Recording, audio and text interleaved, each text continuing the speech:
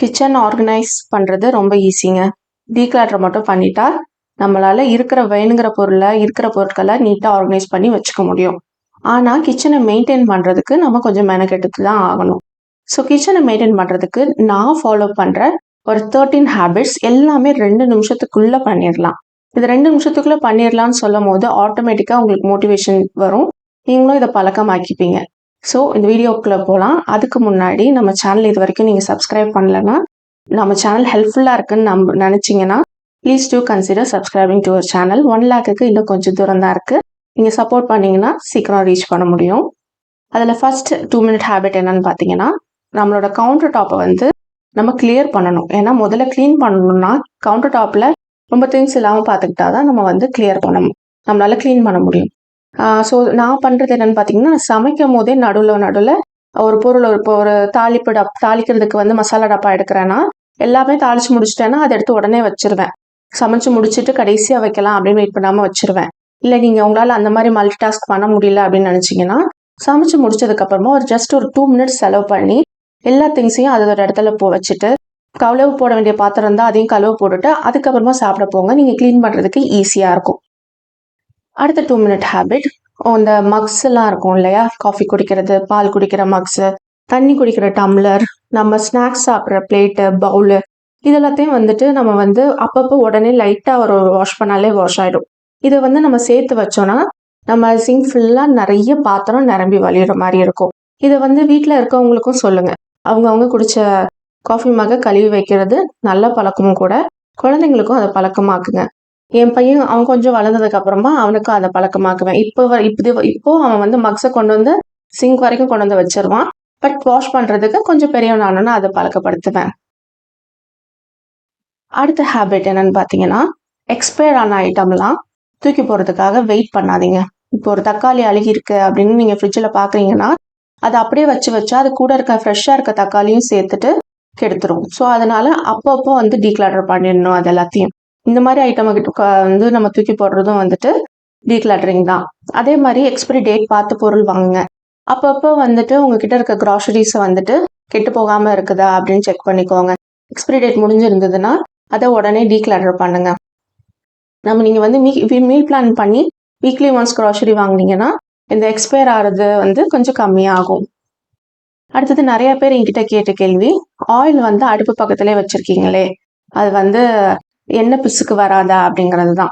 நான் என்ன பண்ணுவேன்னா, அடிக்கடி அடிக்கடி இல்லை தினமுமே கொஞ்சம் ஸ்ப்ரே பண்ணிட்டு மைக்ரோஃபைபர் கிளாத்தில் என்னோட ஆல் பர்பஸ் சொல்யூஷனை ஸ்ப்ரே பண்ணி வைப் பண்ணி வச்சிருவேன். இந்த ஆல் பர்பஸ் சொல்யூஷனில் 3/4 பங்கு தண்ணி, 1/4 பங்கு வினிகர், 1 டீஸ்பூன் விம்ஜெல்லோ இல்லை நீங்கள் என்ன டிஷ் வாஷ்க்கு யூஸ் பண்ணுவீங்களோ அந்த லிக்விட் சேர்த்து வச்சிருப்பேன்.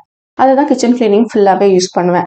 அதை ஸ்ப்ரே பண்ணி நம்ம வைப் பண்ணிட்டோம்னா அப்பப்போ பண்ணுறது ஈஸி. மொத்தமாக சேர்த்து வச்சு பண்ணோம்னா நம்ம உட்காந்து ஸ்க்ரப் பண்ணணும்.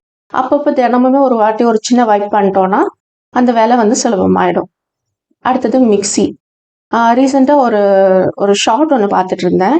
அதில் ஒரு குக்கிங் பண்ணுறாங்க. அவங்க மிக்சி அவ்வளோ க்ரோஸாக இருக்குது, அவ்வளோ அழுக்காக இருந்தது. மிக்சியில் 1 இன்ச்சு கூட க்ளீனாக இல்லை, அந்த அளவுக்கு இருந்தது. அந்த மாதிரி நானுமே வச்சுருந்துருக்கேன் அப்படின்னு சொல்லலாம். அந்த அளவுக்கு மோசம் இல்லை, பட் க்ளீன் பண்ண மாட்டேன். வீக்லி ஒன்ஸ் க்ளீன் பண்ணலாம் அப்படின்னு வச்சுருப்பேன். அந்த மாதிரி இல்லாமல் நீங்கள் அன்றைக்கி மிக்சி யூஸ் பண்ணுறீங்கன்னா அன்றைக்கி சும்மா அதே ஆல் பர்பஸ் சொல்யூஷனை ஸ்ப்ரே பண்ணி நம்மளோட மைக்ரோஃபைபர் கிளாத் வச்சு நீங்கள் வைப் பண்ணிட்டீங்கன்னா எப்போவுமே மிக்சி க்ளீனாக இருக்கும். ஸோ இதை கண்டிப்பாக பண்ணுங்கள். ஏன்னா மிக்சி அதிகமாக யூஸ் பண்ணுற ஒரு அப்ளையன்ஸ். அடுத்தது நம்மளோட கவுண்டர் டாப் அதிகமாக நம்ம யூஸ் பண்ணுறது. நிறைய பூச்சி இதெல்லாம் வராமல் இருக்கணும்னா ஆல் பர்பஸ் சொல்யூஷனை ஸ்ப்ரே பண்ணிவிட்டு அதை தினமுமே வைப் பண்ணணும். தினமும் 2 or 3 times கண்டிப்பாக வைப் பண்ணணும். நான் தினமும் கண்டிப்பாக காலையில் ஒரு வாட்டி பண்ணுவேன், நைட்டு ஒரு வாட்டி பண்ணுவேன். என்னால் பண்ண முடியலன்னா கூட என் ஹஸ்பண்ட்கிட்ட சொல்லி பண்ண சொல்லிடுவேன். ஏன்னா அந்த வினிகர் ஸ்மெல்லுக்கு எந்த பூச்சியும் வராது, அவ்வளோ க்ளீனாக இருக்கும். ஸோ கண்டிப்பாக வினிகர் யூஸ் பண்ணுங்கள். உங்களுக்கு ஸ்மெல் பிடிக்கல அப்படின்னா, வினிகரோட ஸ்மெல் பிடிக்கலன்னா கொஞ்சம் எசென்ஷியல் ஆயில் ஆட் பண்ணிக்கோங்க.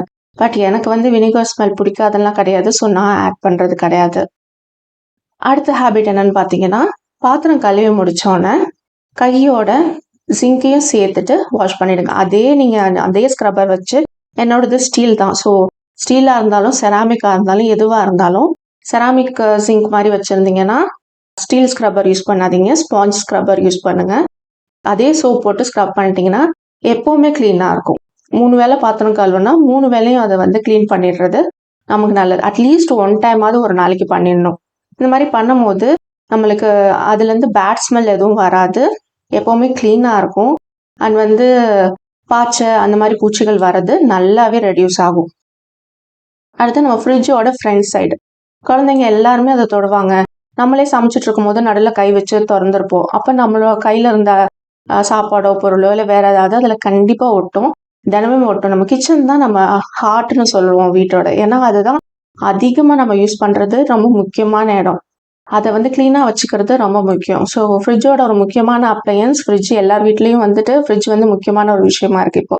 ஸோ அதோட உள்ளே வந்துட்டு வீக்லி ஒன்ஸ் க்ளீன் பண்ணாலும் ஃப்ரண்ட்டை மட்டும் டெய்லியும் ஒரு 1 டைம் வந்துட்டு நம்ம வைப் பண்ணிடுறது நம்மளுக்கு ரொம்ப நல்லது. அண்ட் வந்து நம்ம வீட்டில் இருக்கவங்களுக்கும் நல்லது. அடுத்தது கெட்டில் வந்துட்டு weekly once R twice clean பண்ண வேண்டிய ஒரு பொருள். நான் அதிகமாக எங்களை மாதிரி அதிகமாக யூஸ் பண்ணுறீங்கன்னா வீக்லி ட்வைஸ் பண்ணுங்கள். நாங்கள் வந்து ஒரு நாளைக்கு 3 to 4 டைம்ஸ் யூஸ் பண்ணுவோம். அதில் வந்து ஜஸ்ட் டேப் வாட்டர் பிடிச்சிக்கோங்க. இது க்ளீன் பண்ணுறது ரொம்ப ஈஸி. டேப் வாட்டர் கூட பிளெயின் வினிகர் கடையில் உங்களுக்கு கிடைக்கும். ஆப்பிள் சைடர் வினிகர் சொல்லலை, தண்ணி மாதிரி இருக்கும் பார்க்குறதுக்கு, அந்த வினிகர் சொல்கிறேன். அந்த வினிகர் ஆட் பண்ணிவிட்டு நல்லா பாயில் பண்ண விடுங்க. பாயில் பண்ணதுக்கப்புறமா அந்த தண்ணியை கீழே ஊற்றிட்டு சிங்கில் ஊற்றிட்டு அதை வந்து ஒரு வாட்டி சும்மா வாஷ் பண்ணி காய வச்சிட்டிங்கன்னா அவ்வளோதான், க்ளீன் ஆகிடும்.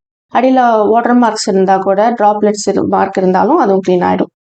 அடுத்தது க்ராசரி பாட்டில்ஸ் ரீஃபில் பண்ணுறதுக்காக வெயிட் பண்ணாதீங்க. நிறைய வீடியோஸில் பேண்ட்ரி ஆர்கனைசேஷனில் எல்லா பாட்டிலையும் க்ளீன் பண்ணி கழுவி காய வச்சு அப்போ மட்டும்தான் வந்து ரீஃபில் பண்ணுறதை காட்டுறாங்க.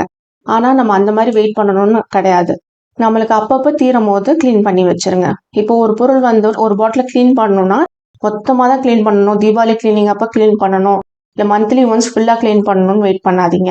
அப்பப்போ ஒரு பாட்டில் இது வந்து ரொம்ப நாளில் வந்து யூஸ் கழுவலை அப்படின்னு உங்களுக்கு தோணுச்சுன்னா அந்த பொருள் தீரும் போது அந்த பாட்டிலை க்ளீன் பண்ணிவிட்டு ரீஃபில் பண்ணி வச்சுருங்க. அதே மாதிரி ரீஃபில் பண்ணி வைக்கிறதுக்கு வெயிட் பண்ணாமல் நம்ம ரீஃபில் பண்ணி வச்சிட்டோன்னா காலையில் அவசர நேரத்தில் நம்மளுக்கு டென்ஷன் ஃப்ரீயாக இருக்கும். அடுத்தது ரீசெண்டாக ஒரு சர்வே ஒன்று பார்த்தேன். அதில் வீட்டில் ரொம்ப அழுக்காகக்கூடிய பொருட்களில் ஒரு முக்கியமான பொருள் வந்து வாட்டர் பாட்டில் அப்படின்னு போட்டிருந்தாங்க. நம்ம வாட்டர் பாட்டிலை நம்ம ரொம்ப கழுவுறது இல்லை, தண்ணி தானே யூஸ் பண்ணுறோம், இதில் என்ன கழுவணும் அப்படின்னு நினைக்கிறோம். பட் அதில் வந்துட்டு நம்ம அடைச்சி வைக்கிறோம். அதில் வந்து நீங்கள் ஃப்ரிட்ஜில் வச்சாலும் சரி, வெளியில் வச்சாலும் சரி, அதில் வந்துட்டு நிறைய ஜெர்ம்ஸ் பாக்டீரியாஸ் வரும் நீங்கள் வாஷ் பண்ணாமலே இருந்தால். தினமும் ஒரு வாட்டியாச்சும் நீங்கள் யூஸ் பண்ணுற வாட்டர் பாட்டிலில் கழுவணும். நம்ம குழந்தைங்க ஸ்கூலுக்கு கொடுத்து விடுறதையும் கண்டிப்பாக வந்து தினமுமே கழுவணும். இது வந்து நம்ம ஹைஜீனுக்கும் ரொம்ப முக்கியமான ஒரு விஷயம். இதுக்கும் ஜஸ்ட் 2 minutes தான் ஆக போகுது உங்களுக்கு. அடுத்தது நம்ம ஸ்டவ்வுக்கு பின்னாடி இருக்கிற இடம், நீங்கள் பேக் ஸ்பிளாஷ் ஒட்டிருந்தாலும் சரி, இல்லை டைல்ஸாக இருந்தாலும் சரி, அதுலேயும் ஆல் பர்பஸ் சொல்யூஷனை ஸ்ப்ரே பண்ணிவிட்டு வைப் பண்ணிட்டீங்கன்னா மொத்தமாக சேர்த்து வச்சு நீங்கள் ஸ்க்ரப் பண்ண வேண்டிய அவசியம் இருக்காது. அப்பப்போ பண்ணிட்டாலே இந்த எண்ணெய் பிசுக்கு எதுவும் இருக்காது. எங்கள் வீட்டில் பார்த்தீங்கன்னா எக்ஸாஸ்ட் ஃபேனுக்கு ஹோல் இருக்கு, ஆனால் எக்ஸாஸ்ட் ஃபேன் கிடையாது, ஜன்னல் இருக்குது. ஜன்னல் வழியாக அந்த புகைலாம் போயிடும். பட் ஜன்னலில் வந்துட்டு ஆயில் பிசுக்கு பிடிக்கும். பட் நான் அப்பப்போ வந்து அதை வைப் பண்ணுறனால அந்த பிசுக்கு இருக்கிறதே இல்லை. அதே மாதிரி தான் நம்ம ஸ்டவ்வோட பேக் சைடும் தினமுமே வைப் பண்ணிட்டோன்னா எந்த ப்ராப்ளமுமே இருக்காது. லாஸ்ட் பட் நாட் லீஸ்ட், கார்பேஜை நம்ம தினமும் ரிமூவ் பண்ணணும், ட்ராஷை, குப்பையை. ஏன்னா அதுலேருந்து நிறைய ஸ்மெல் வரும். நீங்கள் ஒரு நாள் குப்பையை எடுக்காமல் இருந்து பாருங்கள்.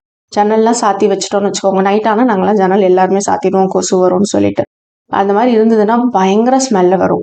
அந்த ஸ்மெல்லே வந்து நிறைய பூச்சியை அட்ராக்ட் பண்ணும், பாக்டீரியா கொண்டு வரும். ஸோ தினமும் 2 நிமிஷம் செலவு பண்ணி அந்த குப்பையை நம்ம தூக்கி போட்டுடலாம்.